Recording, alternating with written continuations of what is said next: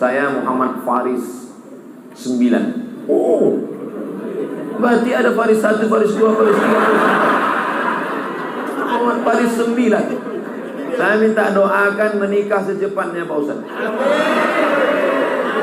Calon sudah ada, mahar pun sudah ada, tinggal persetujuan orang tua. Bapak, ibu, anak bapak sudah pengajian, anak ibu sudah pengajian. Jangan sampai gara-gara persetujuan kalian tak dapatnya berzina dia, makan haram dia. Sebulan 4 kali dia jalan-jalan, kalian menanggung dosanya. Pak, kalian menanggung dosanya, Bu. Mau kalian menanggung dosanya? Setuju ya anak-anak kalian yang mau nikah. Kalau tak setuju kalian dengan calonnya, buat fit and proper test.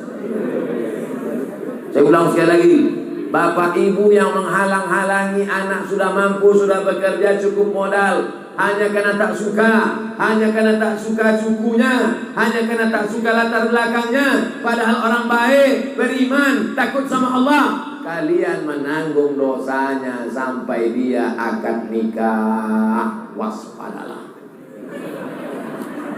Mudah-mudahan setelah ini tak setuju, setuju nikah.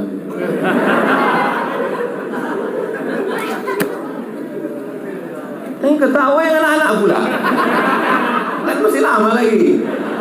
Nomor-nomor antrian 160 kan. Apa yang harus dilakukan anak kalau orang tua membuang anaknya? Dibuangnya anaknya dalam kardus, diletakkannya depan toko, menangis bayi itu, diambil lah sama yang punya toko, dijaganya. Bingung dia pas membuat akte kelahiran. Bin siapa Pak? Bin kardus.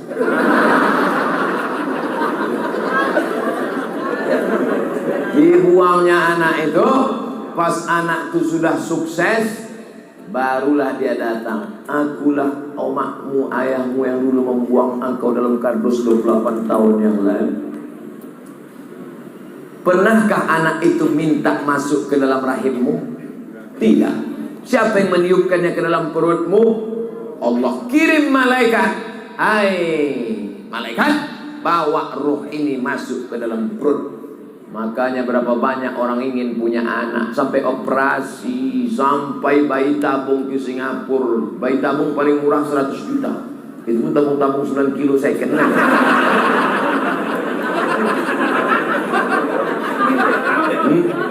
Tiba-tiba kalian begitu punya anak, kalian buang. Sedangkan membuang sampah di jalan saja ditangkap polisi di Singapura. Membuang puntung rokok, membuang permen karet. Ini membuang anak titipan Allah Subhanahu wa ta'ala. Jangan pernah terlintas di pikiran. Jangan pernah terlintas di pikiran. Jaga amanah ini. Man ala thalatha banatin. Siapa yang merawat, membesarkan 3 anak perempuan, fa'addabahunna, dididiknya dengan baik, wa zawwajahunna, dinikahkannya dengan orang baik-baik, dalam kurung anak remaja Masjid Nurul Huda, wa ahsana ilaihinna, dia buat baik sampai mati, falahul jannah, maka surgalah baginya. Kau bangun ruku, meninggal, tinggal. Kau punya mobil, meninggal, mati, tinggal. Tapi ada amal yang tetap mengalir. Apa dia? Waladun salihun, anak yang soleh, bukan somat. Anak soleh. Oleh sebab itu hati-hati, yang dititipkan Allah amanah anak, bawa dia pengajian, masukkan dia ke pondok tahfiz Quran, daftarkan ke pondok pesantren. Yang anak perempuan suruh latih dia pakai jilbab panjang. Allah bisa karena biasa. Dari kecil terlonjak-lonjak, sudah besar terbawa-bawa, sudah tua terubah tidak. Begitu kata orang Melayu. Kalau hendak membentuk bulu, biarlah dari rebung. Alhamdulillah malam ini anak-anak muda ini semuanya dapat pahala. Kakinya dapat pahala, tangannya dapat pahala, HP-nya pun dapat pahala. Walaupun casingnya Spiderman.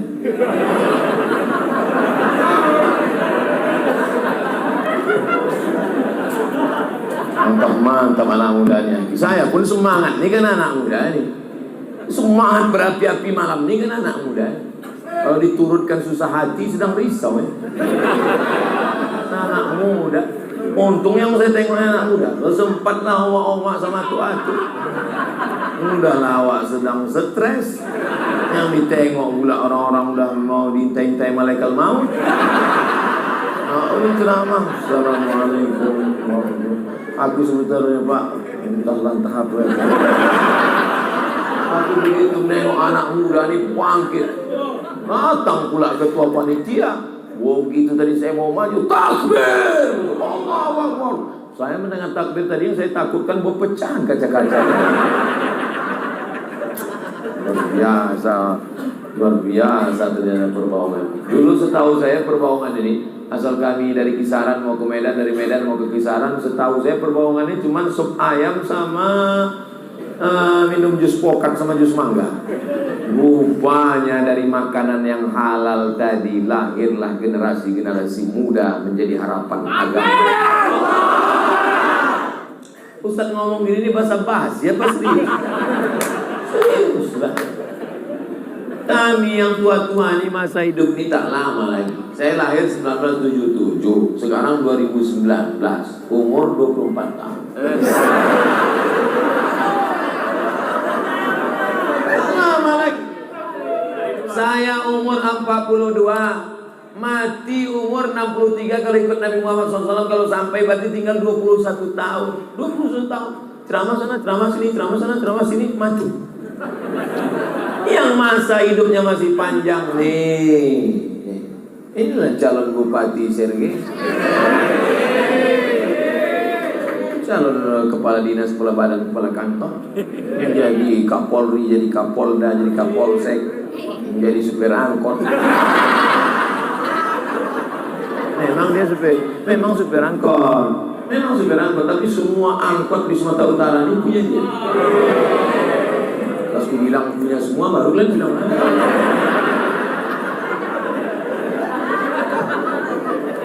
bagaimana hukum sholat kita?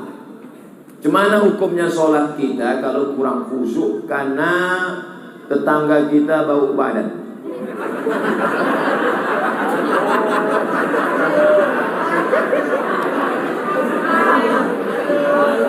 Man akala basolan, siapa yang makan basol bawang merah au zauman bawang putih, fala yaqrabanna musallana, jangan dekat-dekat tempat sholat kami. Falyatazil masajidana, jangan masuk ke masjid kami. Habis makan bawang merah, bawang putih, belum gosok gigi masuk ke masjid. Ayatnya kurang lebih nas. Innal malaikata tata'adza, malaikat tersakiti dengan bau mulut. Makanya Nabi mengatakan laula an asyqa ala ummati, kalau tidak memberatkan bagi umatku la amartuhum bisiwak, kusuruh mereka bersiwak, bergosok gigi. Makanya kadang imam-imam khususnya banyak dari kalangan jamaah tabligh mengantongi siwak. Luruskan shaf, luruskan shaf. Sunnah. Yang kalian ketawakan sunnah, bengkak mulut nanti. Bersiwak sebelum sholat. Orang Islam gosok gigi sehari 5 kali. Sebelum subuh, sebelum zuhur, sebelum asar, sebelum maghrib, sebelum isya. Tak usah ajari orang Islam tentang kebersihan, sama mengajar itik berenang.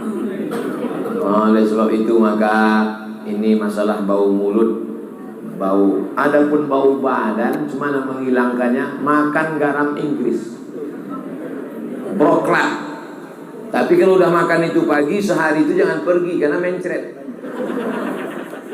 Jadi rupanya saluran usus kita ini, cobalah saluran paralon pipa itu diisi gula minyak, maka menggumpallah minyak-minyak dan gula-gula di usus itu kotor, sampah, busuk. Maka kalau dimakan itu dicucinya usus ini bersih. Setelah bersih hilanglah bau. Bau badan itu tak bisa dihilangkan pakai sampo, karena sampo untuk kepala. Bau badan tak bisa dihilangkan pakai sabun. Jangan menghilangkan bau badan dikunyah sabun, mati keracunan.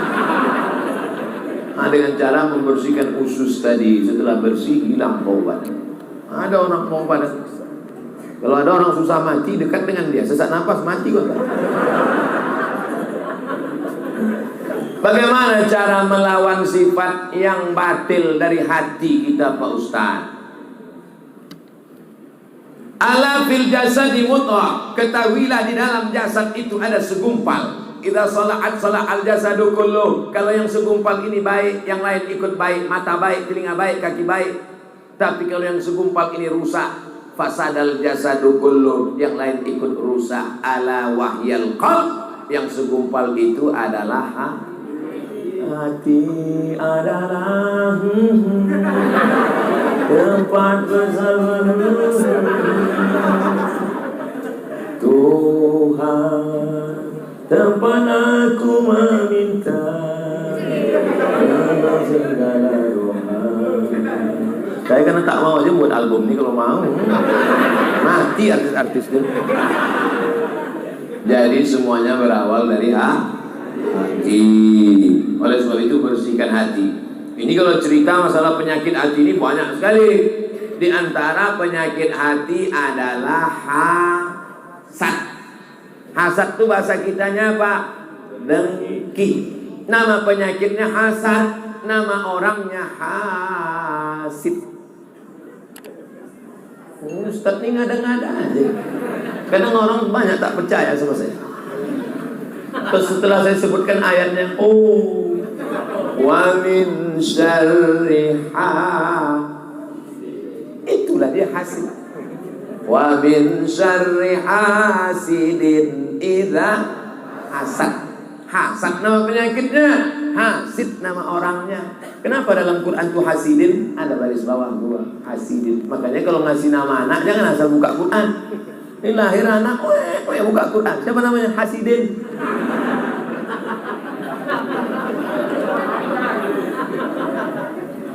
Penyakit yang pertama kali di langit, yang pertama kali di bumi adalah penyakit hasad. Siapa yang pertama kali terkena penyakit di langit? Iblis. Apa penyakit iblis? Hasad. Hasad itu apa? Tak senang menengok orang dapat nikmat. Apa penyakit hasad iblis? Tak senang nengok Adam dapat nikmat. Penyakit yang pertama di bumi, hasad. Siapa yang kena hasad? Kabil. Tak senang menengok Habil dapat bini cantik.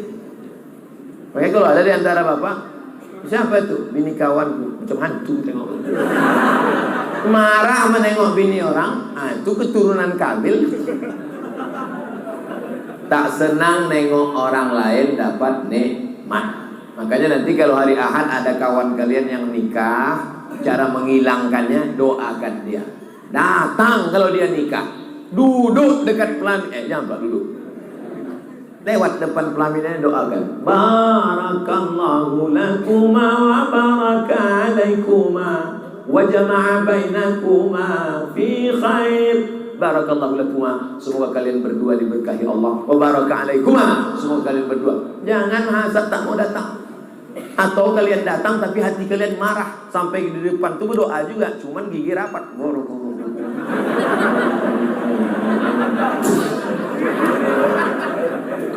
Ibu juga jangan hasad. Bu, ya, itu yang nikah di hotel itu siapa? Kawan anak saya. Yang kemarin satu kelas sama anak ibu? Iya. Kok anak dia nikah duluan? Iyalah, dia pakai pelet. Dia pakai dukun. Doakan mudah-mudahan dia dapat anak keturunan yang soleh dan solehah. Amin. Jodoh kalian insya Allah akan dikirimkan Allah. Kenapa belum nikah juga? On the way. Begitu caranya. Ini tak lama lagi kan bulan Muharram, bulan Safar, Rabiul Awal, Rabiul Akhir, Jumadil Awal, Jumadil Akhir, Rajab, Sya'ban, Ramadan. Di bulan Ramadan yang belum nikah nih, mudah-mudahan nanti Ramadan dibangunkan oleh istrinya sahur. Jangan sampai kalian dibangunkan jam weker. Apalagi dibangunkan mercun. Assalamualaikum Ustaz. Waalaikumsalam warahmatullahi wabarakatuh. Saya mau bertanya, cara yang baik menghindari dari teman yang ingin menghancurkan kita, atau dia tak ingin saya menjadi orang yang baik. Tinggalkan dia. Hijrah. Kau cari kawan remaja masjid Nurul Huda yang baik-baik, yang soleh-soleh. Karena kalau kau tetap sama dia, Walaupun kau tak pakai sabu-sabu, paling tidak kau ikut duduk sama dia. Kalau datang razia BNN tertangkap juga.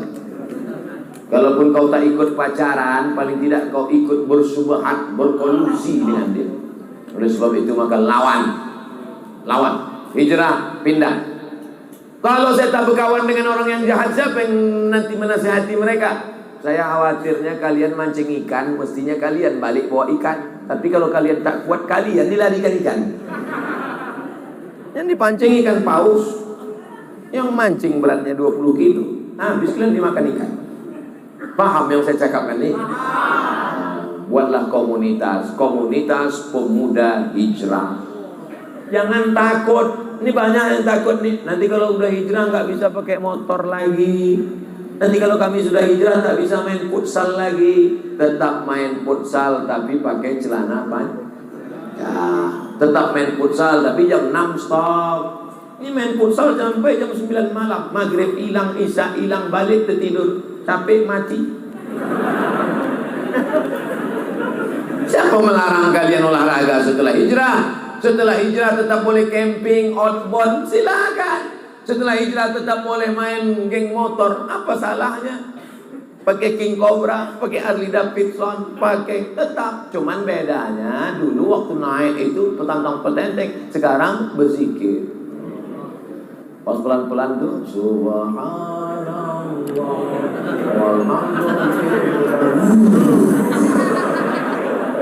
apa yang tak terpukau. Saya kalau diajak anak-anak muda naik motor, bangkit semangat saya. Rasa umur 25 rasanya. Udah balik ke rumah baru 42. Jadi kalian harus buat komunitas. Tapi jangan campur aduk laki-laki perempuan. Remaja masjid bercampur aduk laki-laki perempuan. No, nengi aja.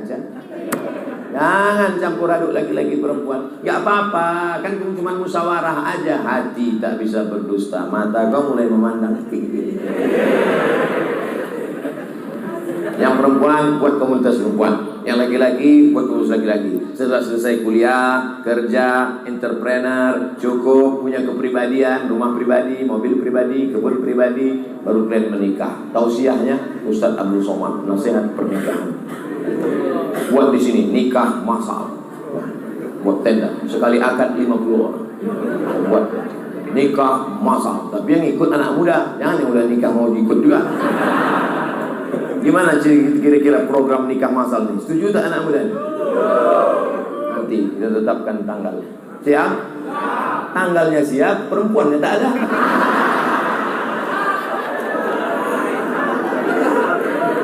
Siapa yang menolak pinangan anak-anak muda yang soleh-soleh ini? Saya kasih tahu sama ibu-ibu yang punya anak gadis di belakang. Kalau sampai kalian tolak anak remaja Masjid Nurul Huda ini, menyesal kalian dunia akhirat. Kalian kalau ada yang udah ditolak 2-3 kali, kasih tahu. Saya pinangkan malamnya juga.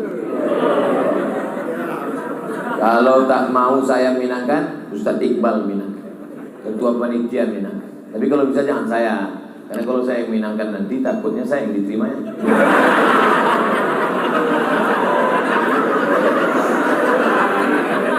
Assalamualaikum Bu Aja. Maksud kedatangan saya malam ini mau meminangkan salah satu dari anak muda remaja Masjid Nurul Huda di Simpang 3 Perbaungan. Kalau bisa terima. Sebentar ya Ustaz, kami tanya anak kami di kamar dulu. Tanya, nah itu ada orang Minang, kau mau yang mana? Mau yang Ustaz itu aja lah mana? Apa yang saya nolaknya kan? Kira-kira dari 3 ayat yang kita bahas dengan pertanyaan-pertanyaan ini bisa diambil kesimpulan? Jadilah orang beriman. Setelah beriman takut pada Allah. Istiqamah jangan sampai mati kecuali dalam keadaan muslim la ilaha illallah Muhammadur Rasulullah. Setelah itu tetap bersaudara dalam tuntunan Quran dan Sunnah dibimbing oleh ulama. Jangan caci maki, sumpah serapah, berkelahi hingga rusak persatuan. Ingat nikmat Allah terbesar selamat dari api neraka karena hati sudah ditundukkan menjadi bersaudara. Tak cukup hanya sekedar bersaudara. Setelah bersaudara membuat komunitas hijrah, membuat komunitas ibu-ibu pengajian, membuat komunitas bapak-bapak. Setelah itu laksanakanlah amar ma'ruf nahi